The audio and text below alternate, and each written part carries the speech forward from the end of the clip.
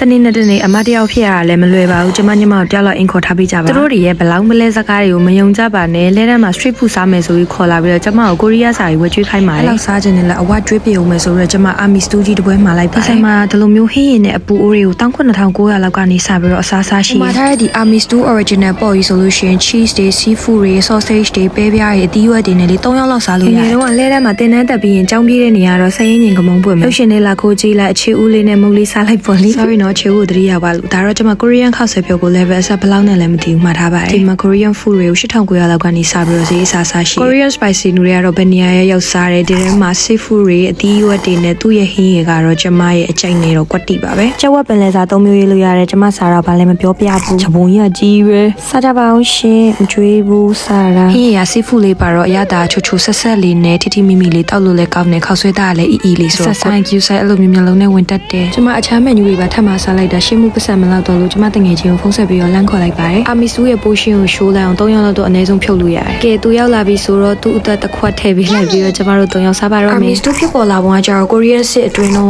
အိုးကြီးထဲမှာ American beans တွေပဲပြားတွေအသားလုံးတွေအသီးရွက်တွေရှိသမျှအကုန်စုထည့်ပြီးတော့မှကိုချူချမ်းနှစ်ကြီးနဲ့ပွက်ပွက်ဆူအောင်ပြုတ်စားသူ့ထဲမှာ cheese ထပ်အုပ်ပြီးတော့ပြုတ်တောက်လို့ရှိရင် cheese အရသာစိမ့်စိမ့်လေးကအရေးထဲပျော့ဝင်နေတော့သူ့အရသာလေးစိမ့်စိမ့်လေးနဲ့တော်တော်လေးတောက်လို့ကောင်းတယ်ကိုကအစားကြီးရဲ့သူဆိုလို့ရှိရင်လည်းဝက်မိုလုံးဦးဆုံးပြီးတော့အခြားတော့ပင်တွေအများကြီးပဲရှိရထထစားလို့ရတယ်ကိုချူချမ်းနှစ်ကအဆက်ရတာလည်းအရင်မပြင်းမဲနဲ့အရေးက cheese ပါတဲ့ကြောင့်စိမ့်စိမ့်လေးတောက်လို့ကောင်းတာဖြစ်လို့လူကြီးရောခလေးရောအကုန်စားလို့ရတယ် Station မှာဆိုလို့ရှိရင်မိသားစုလိုက်လာစားကြတာတော်တော်လေးများတယ်ဒီကြရဲဆိုင်ရင်ကမုံပွင့်လေးလွာစီနီမာရဲ့ရှေ့ရဲ့မျက်စောင်းထိုးလေးမှာရှိပါတယ်ဒီမှာ Korean food ပဲရတာမဟုတ်ဘူး menu ကလေတော်တော်လေးစုံနေပြော fried rice menu တွေထမင်းနဲ့ဟင်း one portion menu တွေပြီး appetizer တွေလည်းရတယ် hot pot တွေဆိုလို့ရှိရင်လည်းအစုံပဲအဲ့လိုနေလည်းအများကြီးလုပ်လို့ရမြေဦးထမင်းဆိုလို့ရှိရင်မူဒီမှာကနန်းပြော့မြေဦးထမင်းအရန်ကြိုက်တယ်အခုတစ်ခေါက်ကကျတော့ဝက်လက်မြေဦးထမင်းလေးမှာထားတယ်ဝက်လက်အနှစ်လေးနဲ့ထမင်းပူပူလေးနဲ့နေပြီးတော့စားတာမြေဦးနဲ့ဆိုတော့ပူပူလေးနဲ့စားလို့မြေဦးထဲမှာဆိုတော့ထမင်းကတော်တော်လေးနဲ့အေးမသွားဘူးအသီးရွက်လေးတွေနဲ့အသားလေးတွေနဲ့ဆိုတော့ခလီရောလူကြီးရောတော်တော်လေးစားလို့အဆင်ပြေဖိတ်ချင်လေးနဲ့ဆိုလုံးဝကွက်တိပဲနေ့လည်စားဆိုဒီတပွဲလောက်နဲ့ရင်ဘိုက်ဝါကျွန်မမြေဦးထမင်းကိုလို့ကတော့ဘိုက်မဝတာနဲ့ကနန်းပြော့မဆလာနဲ့ထမင်းဖြူလေးတပွဲထပ်မှာလိုက်ပါကနန်းပြော့အရန်ကြိုက်တယ်အဲ့ဒါကိုမှမဆလာမှုမွေးလေးနဲ့ချက်ထားတာဆိုထမင်းဖြူပူပူလေးနဲ့လေအရန်ကိုစားလို့ကောင်းတယ်ပြောရတာလေချိုချိုလေးဆိုလေးခလီလေးစားလို့ရတယ်ဒီမှာ recommend ပေးရမယ်ဆိုလို့ရှိရင် one portion စားခြင်းနဲ့သူတွေကနန်းပြော့မြေဦးထမင်းစားကြည့်တော်တော်လေးကောင်းတယ်ကနန်းပြော့အနှစ်လေးနဲ့ထမင်းပူပူလေးနဲ့လေဘလို့ကုံလို့ခုံသွားမှန်းတော့မသိဘူးကျွန်မချင်းငန်းစားလေးထပ်စားခြင်းလို့ဆိုပြီးတော့ဝက်ခောက်ကင်တုပ်လေးမှာလိုက်ပါတယ်အခောက်ကင်တုပ်ကိုမှလေးနန်းနန်းပြီးအနက်မှုမွေးလေးနဲ့မြူတီစိမ့်ချက်သွန်နေနဲ့ချင်းငန်းဆက်လေးတုပ်ထားတာအိုး